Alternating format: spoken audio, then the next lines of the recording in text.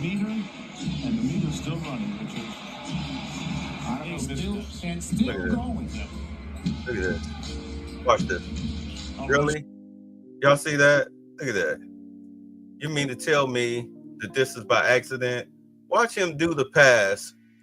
As soon as he throws this lazy pass, he takes off upfield. Watch this. Boom. Rozier turned it over again. Having a tough night. And Rozier off the DHO. And then look, he just lazy passing. Lazy passing. In bad baskets. Rozier off the DHO. Look at that. Turn Boom. it over. Turn it up. But you don't want to play with your team. Just look at that. Look at him playing like Angel Reese. You don't like playing in Miami? Lazy passing. Lazy shot. Another lazy shot. Another lazy shot. Another lazy shot. Overthrown, really. Look, watch this. Didn't even try for the ball. That another lazy shot. And then another lazy shot. He out there looking like Angel Reese.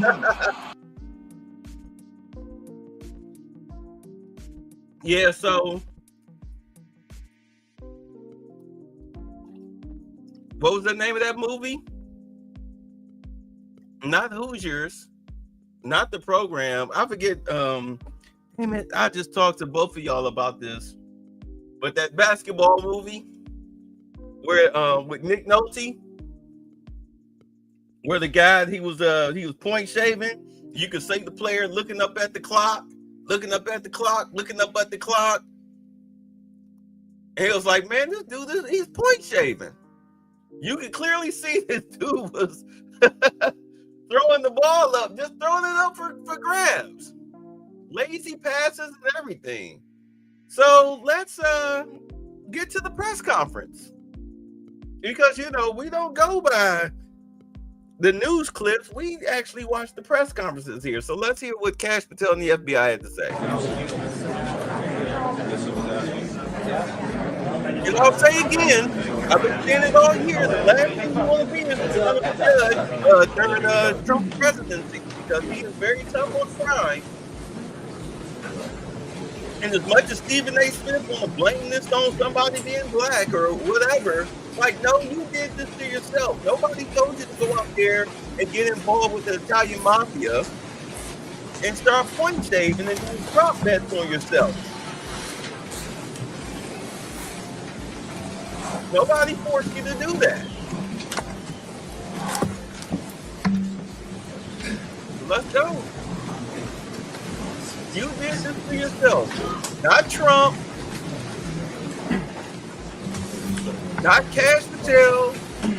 You're making millions of dollars and you making drop bets on yourself. This is what got Pete Rose kicked out of baseball. He didn't get to the Hall of Fame till he was dead. Good morning, everybody. Anyway, my name is Joseph Nocella. I am the United States Attorney for the Eastern District of New York. I'd like to welcome you here today.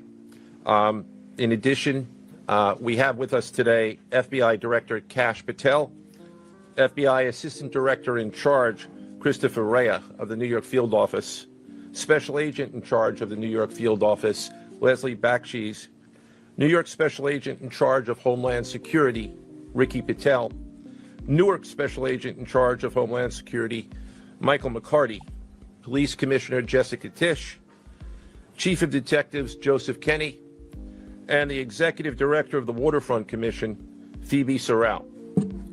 I'm now going to turn the podium over to FBI Director Kash Patel. Good morning. Today we are here in New York to announce a historic arrest across a wide-sweeping criminal enterprise that envelops both the NBA and La Cosa Nostra. The men and women up here standing with me represent a small portion of the leadership team that brought profound justice in an era that needed it more than any. I'll just highlight some of the details in the case and the FBI work, and then you'll hear from the others. But as you now know, individuals such as Chauncey Billups, Damon Jones, and Terry Rozier were taken into custody today, former, current NBA players and coaches. Damn. What you don't know is that this is an illegal gambling operation and sports rigging operation that spanned the course of years.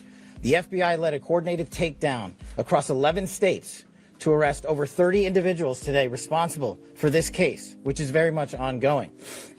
Not only did we crack into the fraud that these perpetrators committed on the grand stage of the NBA, but we also entered and executed a system of justice against La Casa Nostra to include the Bonanno, Gambino, Genovese, and Lucchese crime families. And you'll hear more about those details today. Gambino still kicking? The charges and the arrests that were taken down across this country range from wire fraud, money laundering, extortion, robbery, illegal gambling. This FBI will leave no room for any perpetrator of crime across this country. You hear a lot about our work of defending the homeland and crushing violent crime. Well, this work is also representative of a colossal portion of the FBI's mandate to keep America safe and to keep our entertainment industry fair and secure. The men and women that are standing up here today worked tireless hours, days, months, and years. And the fraud is mind-boggling. It's not hundreds of dollars. It's not thousands of dollars. It's not tens of thousands of dollars. It's not even millions of dollars. We're talking about tens of millions of dollars in fraud and theft and robbery across a multi-year investigation. And we could not have done it without our interagency partners that are before us today. The NYPD, HSI, and teams of law enforcement officials from around the country made this day possible. It takes a team to bring this kind of justice, sweeping justice, into the halls of the United States courtrooms, where our brave United States attorney has led this prosecution. It takes courageous prosecutors to stand before you and say, we will not allow this kind of illicit activity to happen, not only at the national sporting level, but also where it hides in La Casa Nostra. And when these two collided together, they perpetrated a fraud that is historic in terms of not just money, but the scheme and the deceit that they utilize to steal and swindle people from money, to include crypto fraud. This is an operation that showcases to you that under President Trump's administration, there is no room for any type of criminal behavior, be it on the world's largest stage or in the back rooms of tiny parlors where card games are being played. We are proud to stand here today with the men and women of the FBI and this legal team. And to the United States Attorney, I just want to thank you personally for taking the time to display the work that the media is about to hear about today in detail. As I said, it does take courageous prosecutors, but it takes a courageous United States Attorney to bring this case, because we are going to take heat for it. But we don't shy away in this administration. We don't say no. What we do is we bring the results across the finish line. We bring them to the public. We bring you accountability. And yes, they will have their day in court, and you will hear the evidence through the court system exclusively. We will not deny anyone of due process. And that's the brilliance of this system. That's the brilliance of this administration. Everyone will be held to account. So with that, I turn it over to United States Attorney Nocella. Thank you. Thank you, Director Patel. To be clear, we're announcing today indictments in two major cases, both involving fraud. One involves sports betting, and the other involves illegal gambling, very specifically rigged poker games.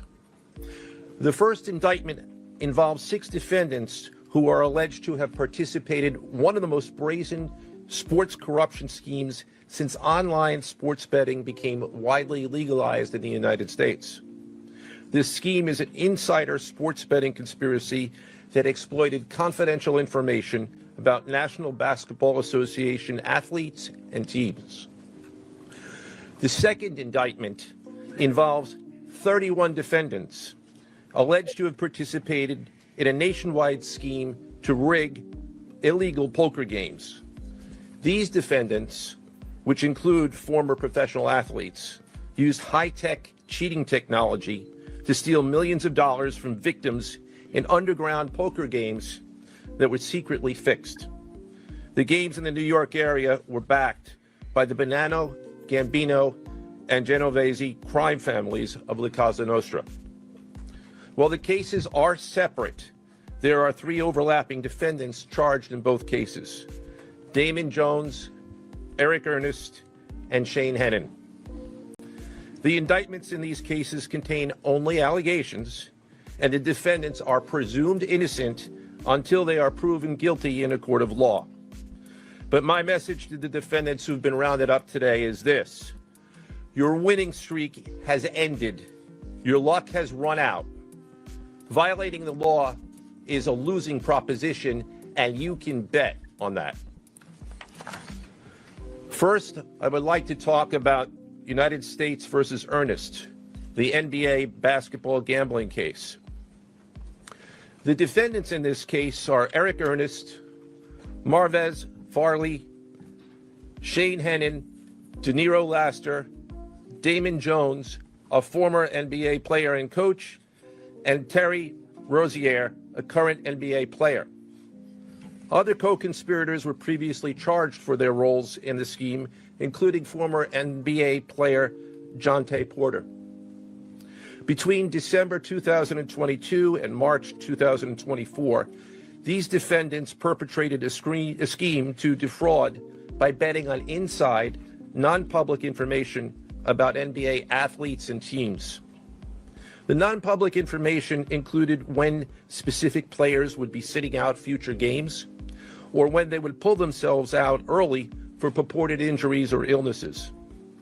They relied on corrupt individuals, including Jones and Rozier. They also misused information obtained through long-standing friendships that they had with NBA players and coaches. And in at least one instance, they got their information by threatening a current player, Porter, because of his pre-existing gambling debts. You done fucked up now! Non-public information to place hundreds of thousands of dollars in fraudulent bets, mostly in the form of prop bets on individual player performance. The bets were placed through online sports books and also in person at casinos.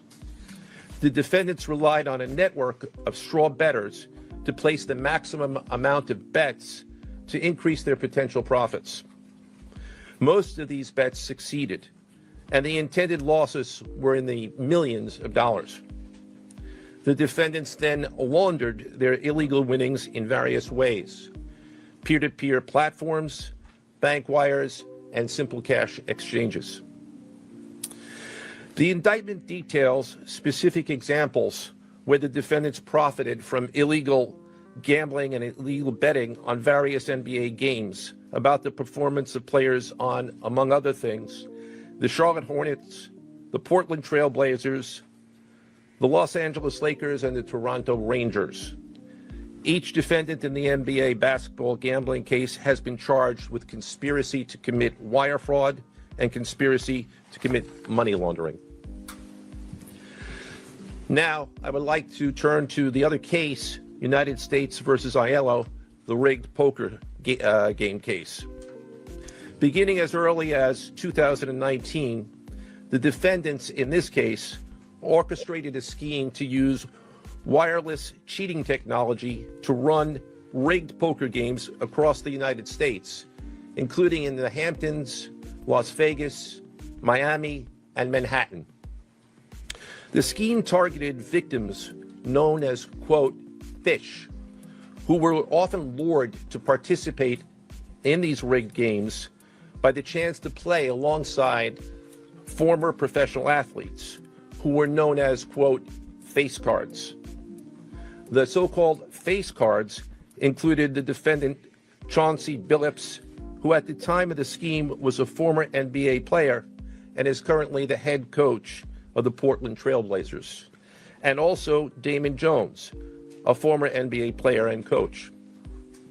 What the victims, the fish, didn't know is that everybody else at the poker game, from the dealer to the players, including the face cards, were in on the scam. Once the game was underway, the defendants fleeced the victims out of tens or hundreds of thousands of dollars per game. The defendants used a variety of very sophisticated cheating technologies, some of which were provided by other defendants in exchange for a share of the profits from the scheme. You know what? I'm gonna pause it because I have to pause. I can't just let it roll and not get dinged by Forbes for using their material. But I remember the last card game that I played. Well, actually, it was like we played cards. I smoked them in the hand. We were playing spades, and I was smoking it. Me and my partner, we were smoking them. And I guess the fellas didn't like that I was celebrating. So then we wound up playing again, like a couple hours later, and my partner was throwing the game. And I knew what it was after we lost the second hand. I was like, hold on. I was like, bro, why are you playing out of turn and whatnot? Costing us books and everything. I said, oh, okay. So I just went ahead. I didn't say anything. I just went ahead and finished the hand. But luckily, there was nothing being betted on. But the thing was that the guys just wanted to get their lick back through the card game. And it was fine. So what they're talking about, and I know you guys have heard this on the news, at least those of you who've been listening to other podcasters that have been talking about like an illegal poker game. This is what they're talking about. That was an illegal poker game. They set the guy up like there was an old Robert Redford movie that came out called The Sting. This is exactly what they caught these players up in. They caught them up in The Sting. All right. For example, they used off-the-shelf shuffling machines that had been secretly altered in order to read the cards in the deck, predict which player at the table had the best poker hand, and relay that information to an off-site operator. The off-site operator sent the information via cell phone back to a co-conspirator at the table, and that person at the table was known as the quarterback.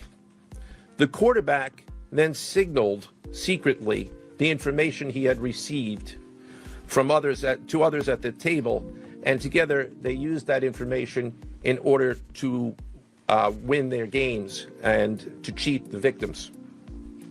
Defendants used other cheating technologies such as poker chip tray analyzers, which is a poker chip tray that secretly reads cards using a hidden camera, special contact lenses or eyeglasses that could read pre-marked cards.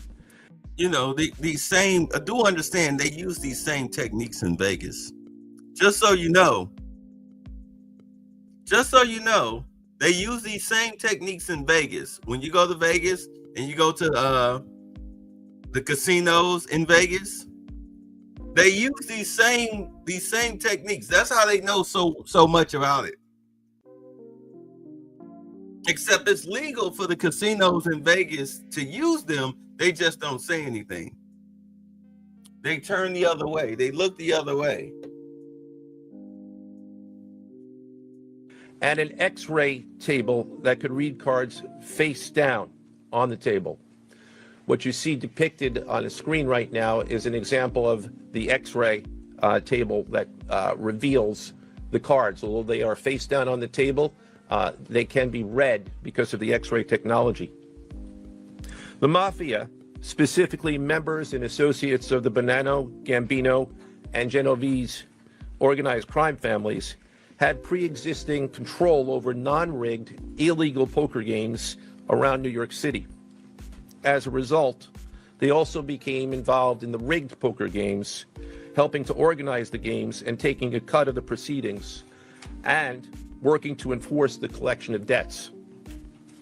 The defendants laundered their proceeds, including through cash exchanges, the use of multiple shell companies, and through cryptocurrency transfers. As part of the scheme, some of the defendants and their co-conspirators also committed acts of violence, including the gunpoint robbery of a person in order to obtain a rigged shuffling machine, and extortions that were perpetrated against victims in order to ensure that they repaid their gambling debts. Defendants who participated in the rigged poker scheme are charged with wire fraud conspiracy. Other defendants have been charged with crimes including illegal gambling, money laundering, Hobbs Act robbery, and extortions. This case demonstrates our office's unrelenting commitment to fighting the scourge of organized crime in whatever form it takes.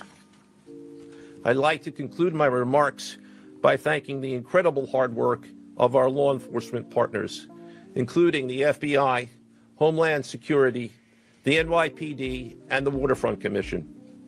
I also want to thank the dedicated prosecutors who built these two cases and who are standing to my right.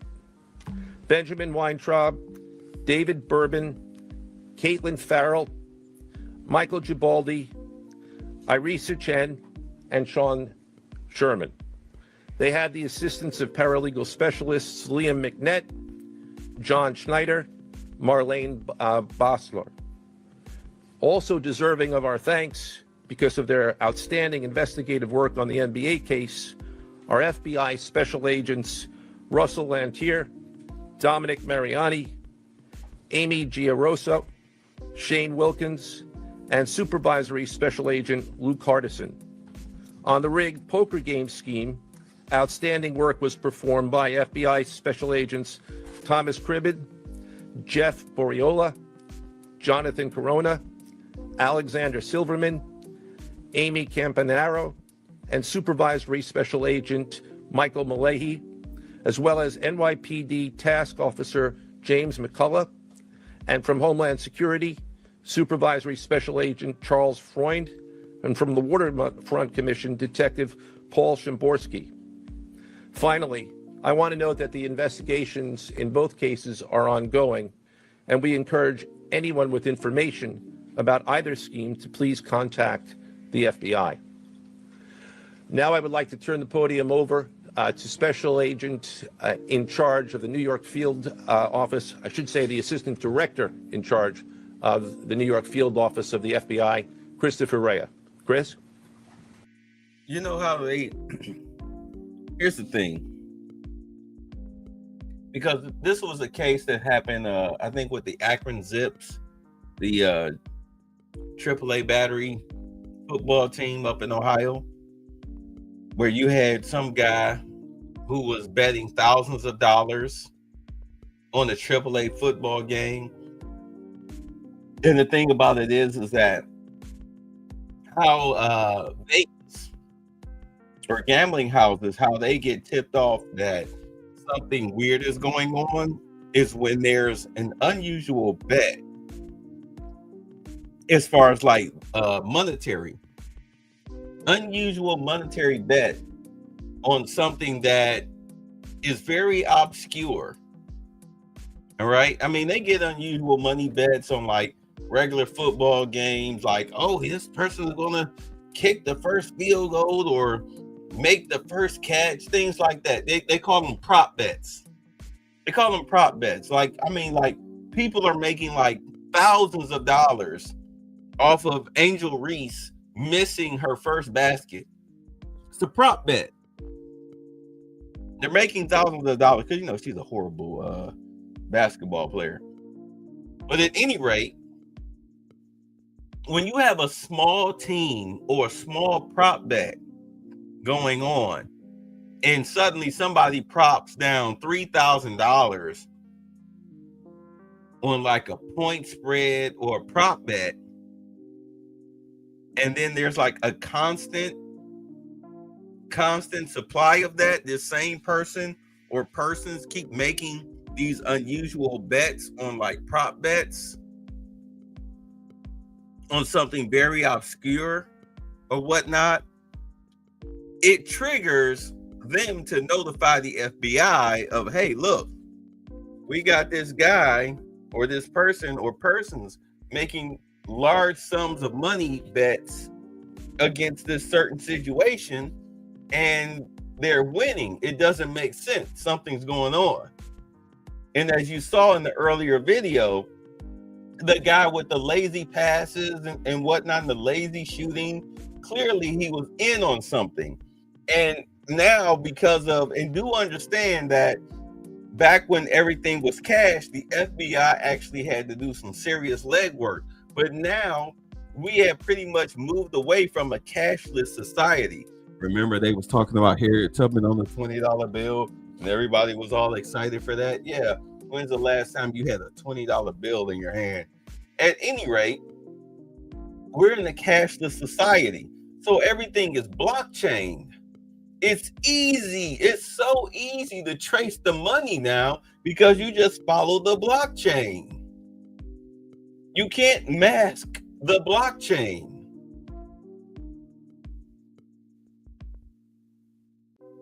So now it's easier for the FBI or even your local Andy Fife Police Department, if they have the resources or really dedicate themselves to it, to just follow the money. And next thing you know, you're getting perp walked. But I digress. All right, thank you, Joe. As always, we appreciate the partnership here. Can't do any of this without you and your team, so thank you. Also want to publicly thank the director for coming down from DC. The director's a very busy person, and for him to come down should tell you the importance of this historic case. I'm Christopher Rea, the Assistant Director in charge of the FBI New York Field Office. Today, as you've heard, our office conducted a massive nationwide takedown from 2 indictments of 34 defendants for their alleged involvement in 2 separate illegal poker and sports betting schemes where, as you heard, the odds were rigged in their favor. Among these defendants are 13 members and associates of the Bonanno, Gambino, and Genovese crime families, to include capos and soldiers from these families. Additionally, as you heard, current and former NBA coaches and players are also implicated, to include Chauncey Billups, Damon Jones, and Terry Rozier. 3 of the named defendants are charged for their alleged roles in both schemes. This alleged illegal gambling operation hustled unwitting victims out of tens of millions of dollars and created a financial pipeline for La Cosa Nostra to help fund and facilitate their organized criminal activity.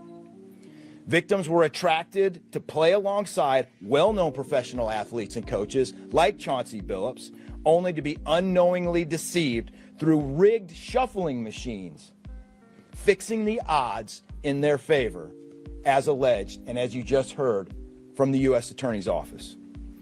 This alleged scheme wreaked havoc across the nation, exploiting the notoriety of some and the wallets of many to fund the Italian crime families here in New York. Let me be clear about this fact.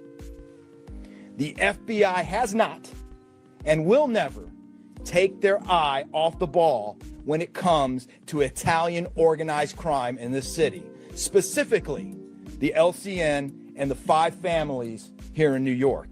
We are. Can we like kind of giggle snort that you still have the mafia operating in 2025? Like, I'm sorry, like what? This is the best you can do. This is the best you can do with sports gambling, and then you get pinched for it. You get pinched for sports gambling. You're the mafia. This is the best you can do. You can't shake down the Starbucks. Okay? You can't shake down a Walmart. You can't shake down corporations. So now you move to sports gambling, and now you're looking at 25 to life easy because this is the best you can do. Woo! And the blockchain is just killing you. Not going to permit any criminal enterprise, whether it be Italian organized crime, Asian organized crime, Eurasian organized crime. We're not going to permit any of those organized crimes, families, and organizations to operate in our city or our country, as evidenced by the 11 states that were also participating in this operation today. The FBI office here in New York remains committed to eradicating all unlawful revenue streams fueling this criminal activity. As with most cases we work, this is only the tip of the iceberg for the FBI and the U.S. Attorney's Office. Our LCN squad agents and analysts are continuing to work day and night with the Eastern District of New York to ensure members and associates of the 5 families cannot continue to wreak havoc in our communities. Today would not have been possible without the tireless efforts and dedication of the FBI New York Eurasian Organized Crime Task Force, which, as you heard, was led by Supervisory Special Agent Luke Hardison, and the Italian Organized Task Force, which was led by Supervisory Special Agent Mike Malahi. And coincidentally, Supervisory Special Agent Malahi is going out on a positive as he is retiring at the end of this month for 30 years of dedicated service to the FBI, and that deserves a hand. He's what we call a legend here at FBI New York. Additionally, obviously, we cannot do this alone without our partners. I want to extend my appreciation to Homeland Security Investigations Special Agent in Charge, Ricky Patel. Of course, we do nothing in this city without the NYPD. New York City Police Department Commissioner Jesse Tisch, thank you, ma'am, for all your work and all your resources that you dedicated to this. And New York Waterfront Commissioner Phoebe Soriel for their agency's assistance and support throughout this lengthy and complex investigation. Our collective efforts ensured these subjects will face accountability, like the director said, for their alleged wrongdoings. Thank you, and I'll now turn it over to Special Agent in charge of HSI, Ricky Patel.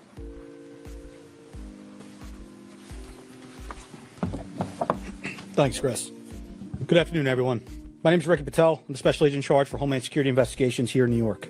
This morning, hundreds of special agents and investigators with HSI, the FBI, the New York Waterfront Commission, and the NYPD descended upon the homes of individuals who for years have operated with the false sense of impunity, a false sense of incivility. In the early hours of today, across 9 states coast to coast, dozens of defendants were arrested and will face the consequences of their alleged crimes. This was their wake-up call.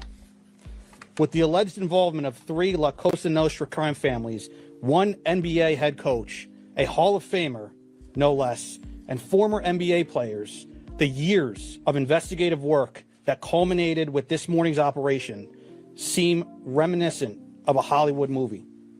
But this wasn't luck, and this wasn't theatrics. This was an evidence-driven, relentless, and unified effort among law enforcement. Through what we have dubbed Operation Royal Flush, HSI New York, along with our task force personnel from the Waterfront Commission, first uncovered this scheme more than 4 years ago. Agents and investigators dedicated countless hours and sleepless nights in identifying the criminal network, dissecting communications and patterns, and following the money with precision. We built the case, piece by piece, and what we discovered was a sprawling criminal enterprise that utilized cutting-edge technology and various methods of deception to dupe unsuspecting gamblers into paying up so that these defendants could cash out. As alleged, this sophisticated conspiracy cheated victims out of at least $7 million and placed the public and the defendants alike at risk. This case involved global reach, financial depth, and the patience to dismantle complex financial criminal enterprises from the inside out. When criminal organizations attempt to launder profits through our country, HSI connects the dots and shuts it down. To anyone who thinks intimidation, fraud, or violence will shield their profits, understand this. If you are exploiting our communities, expect HSI and all of our law enforcement partners at your door. I would like to thank all our partners here today. Obviously, the United States Attorney's Office for the Eastern District of New York, the Waterfront Commission, the FBI, the NYPD, and the prosecutors that will carry this forward. Today's arrests are not an endpoint. They are the start of accountability. Thank you, and I now turn it over to Police Commissioner Jessica Tisch.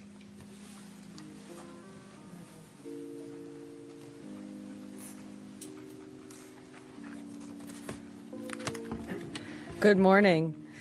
Thank you to Director Patel, Assistant Director Rhea, and U.S. Attorney Nocella. What we're announcing today is not just another takedown. It's the result of more than 2 years of coordinated investigative work by the NYPD's Joint Organized Crime Task Force and the FBI. 2 cases that exposed criminal networks led by 34 individuals who believed the rules did not apply to them.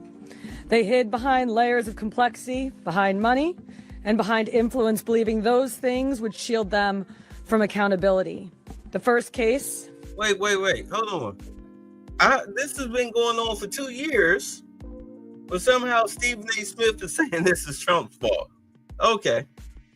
Operation Nothing But Bet exposed a gambling ring built around professional basketball, where players and associates allegedly used inside information to manipulate prop bets on major sports betting platforms. They placed wagers on unders on players to score less, rebound less, assist less, using information that was not yet public. In some instances, players altered their performance or took themselves out of games to make sure that those bets paid out. One example occurred on March 23rd, 2023 in Charlotte. Terry Rozier, an NBA player now with the Miami Heat, but at the time playing for the Hornets, allegedly let others close to him know that he planned to leave the game early with a supposed injury. Using that information, members of the group placed more than $200,000 in wagers on his under statistics. Rozier exited the game after just 9 minutes, and those bets paid out, generating tens of thousands of dollars in profit. The proceeds were later delivered to his home, where the group counted their cash. As the NBA season tips off, his career is already benched, not for injury, but for integrity. As a result of this investigation, 6 defendants, including Rozier, are now facing conspiracy to commit bank and wire fraud. In a second case, Operation Zen Diagram, investigators uncovered a long-running scheme in which members and associates of several well-known organized crime families rigged high-stakes poker games across the country. These operatives included capos and multiple soldiers from the Bonanno, Gambino, Lucchese, and Genovese crime families, bringing 4 of the 5 families together in a single indictment is extraordinarily rare. It reflects how deep and how far this investigation reached and the skill and the persistence it took to get here. That work uncovered a deliberate, technologically sophisticated operation designed to carry out their crimes. They used custom shuffling machines that could read the order of cards, barcoded decks, and hidden cameras built into tables and light fixtures. The organizers also enlisted well-known public figures, former and current NBA players and coaches, including Chauncey Billups, the head coach of the Portland Trail Blazers, an NBA champion, and a Hall of Famer, to make the games appear legitimate.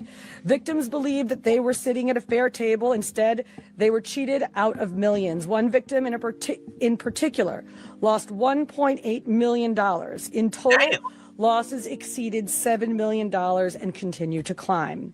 And when people refused to pay, these defendants did what organized crime has always done. They used threats, they used intimidation, and they used violence. It's the same pattern that we have seen for decades. Traditional mob enforcement methods combined with new technology to expand the reach of their operations. Now, with the unsealing of today's indictment, 34 individuals are facing charges, including robbery, extortion, money laundering, wire fraud, bank fraud, and illegal gambling. I want to commend the outstanding work of our detectives from the Joint Organized Crime Task Force and their dedication to these cases, especially Captain Ruben Pagan, Sergeant Chris McGuire, Detective Alexander Creamer, Detective James McCullough, and of course, our Chief of Detectives, Chief Kenny.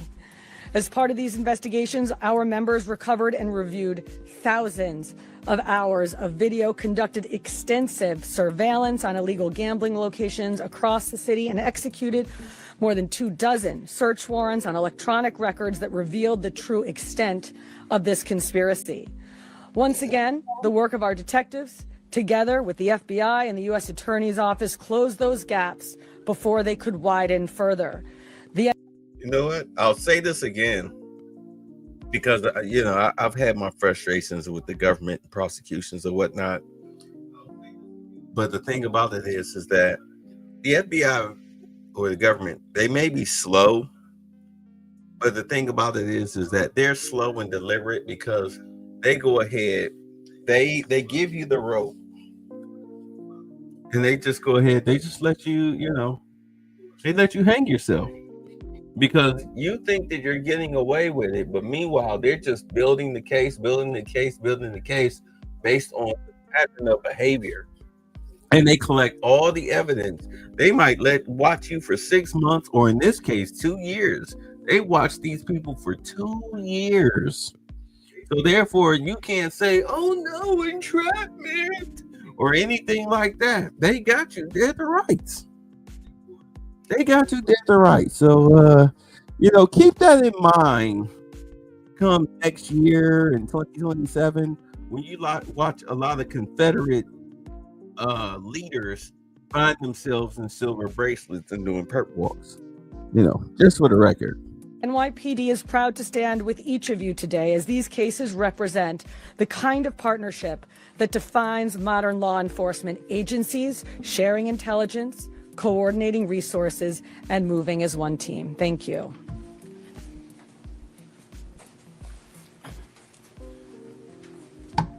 If anyone has any questions that they'd like to ask, now's the time. I had a question about the structure of the case. Is it the investigation into one case, did that lead into the discovery of the other? How could you talk more about the link between the two? I'm not at liberty to discuss either the background of the investigation itself or the investigation as it continues. So I'm afraid I can't really explain to you other than the fact that both cases have been unsealed today, and there was an overlap that has been discussed already with respect to certain of the defendants. Yes. Another border claimed that he had a gambling conviction. Did either Rozier or Billups or David Jones claim the same thing at all?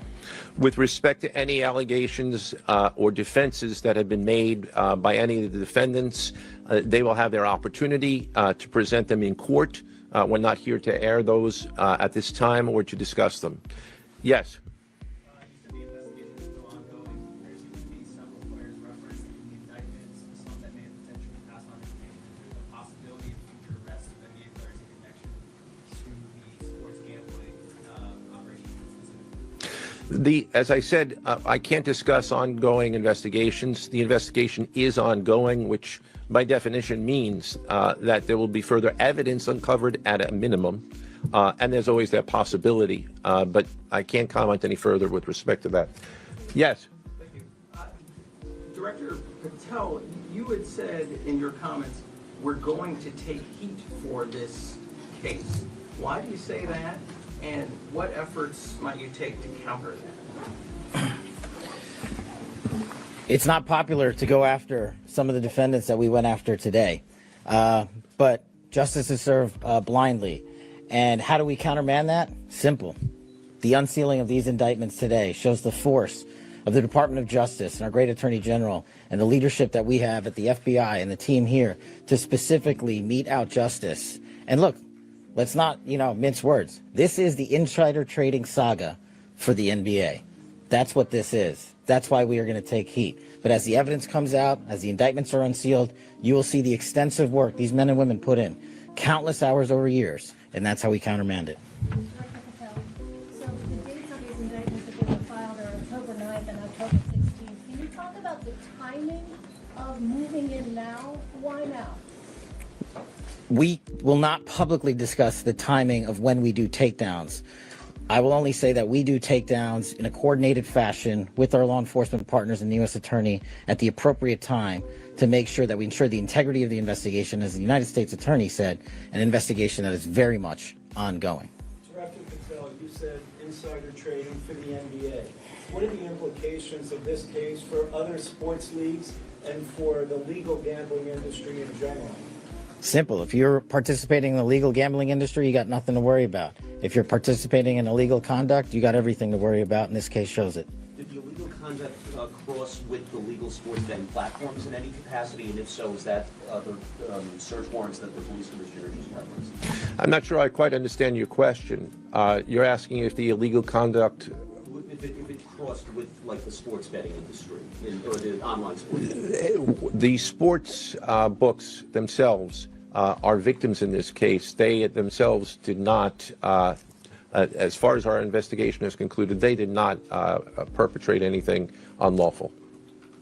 Are you able to say which sports books or online outlets they use to make these bets? I'm not going to respond to that at this time, but that information will be made public. Yes. Can you identify the access point where these co-conspirators were able to recruit these, famous people to partake in the schemes? When you say the access point, I'm not sure which case you're referring to. Well, yeah, what are you talking about, Gross? Well, Rozier, how he was recruited, Damon Jones in the NBA scandal, and then Billups for the public. we're not at liberty to say that at this time. That will be revealed in due course. Yes. What is your question, sir? Hey, thanks for being here. You just said that the sports books themselves are the victims, at least in the indictment involving Terry Rozier and others. They're among the victims. Okay, but those companies make, as we all know, they make a crazy amount of money off of a lot of everyday Americans make bets and mostly lose them. Are you concerned with a jury potentially not being sympathetic in a case where the victims, as you say, are these multi-million or billion-dollar gambling companies? Let me repeat that all of the defendants themselves are presumed innocent. We believe that at a trial, when they have the opportunity to present their defenses, if they chose, because they're not required to, we will come forward with the evidence to demonstrate their guilt. Right. I mean, in all honesty, if they can prove that Vegas and other gambling houses use the same tools that they were guilty of using in order to commit these crimes, and prove that the tools that these gambling houses are using, that if they're legal in whatever state that they were using them in, if they can show that they also have a license to use these same tools, all right, they're licensed and bonded by the state to be able to use these same tools, then they're going to walk scot-free. But the problem is that they're not licensed and bonded to use the same tools that these gambling houses are using. So therefore, they have committed fraud, therefore enjoy prison. Yes. Did the NBA cooperate with this investigation? The answer to your question is yes, the NBA has cooperated with the investigation. Yes, sir. There's been reason to believe there's an associated college basketball element to this. Can you confirm that, or is there another investigation or part of this investigation that will have college basketball? The investigations that we announced today did not involve college basketball. Last question. Yes. There was an emphasis on the Italian crime presence, organized crime in New York. Can you give us a sense of the strength and status of Italian organized crime in New York right now? No, I'm sorry. That would be a question that goes beyond what we're here to discuss today, which is these two indictments. Right. Thank Don't you. worry about that. We're not going to give you private information publicly. So that's pretty much the end of it. But as you can see, Cash Patel and Company, they've cracked down. They've cracked down on illegal gambling in the NBA. Sorry, I'm trying to give them a good profile. They cracked down on illegal gambling in the NBA. So there's the end of that. And of course, the NFL, which has decided to give NFL players a percentage of gambling percentages from Las Vegas. All right, back in 2018, I'm pretty sure that they're under the radar too. All right, because I mean, do understand that these professional sports leagues, they're labeled as sports entertainment, which means that if everything that's approved by the league, that's also approved by the government, is considered legal. But outside of that, it is considered illegal.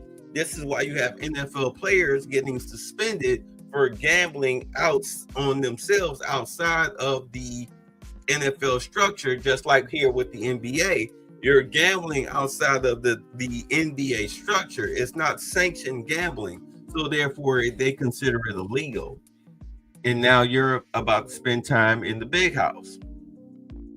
All right. You get a cut of this. Why are you trying to cheat the system that feeds you? That's the way they look at it.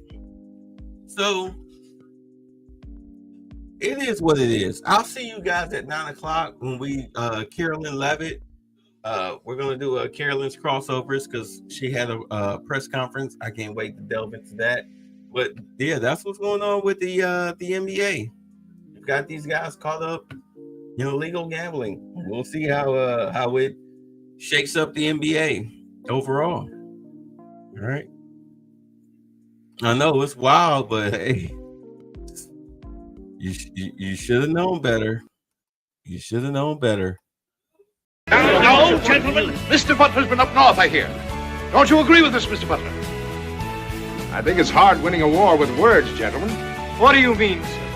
I mean, Mr. Hamilton, there's not a cannon factory in the whole South. What difference does that make, sir, to a gentleman? I'm afraid it's going to make a great deal of difference to a great many gentlemen, sir. Are you hinting, Mr. Butler, that the Yankees can lick us? No, I'm not hinting. I'm saying very plainly that the Yankees are better equipped than we. They've got factories, shipyards, coal mines, and a fleet to bottle up our harbors and starve us to death. All we've got is cotton and slaves and arrogance. That's treachery! All right, bye. Thanks for the fun. Get the fuck out!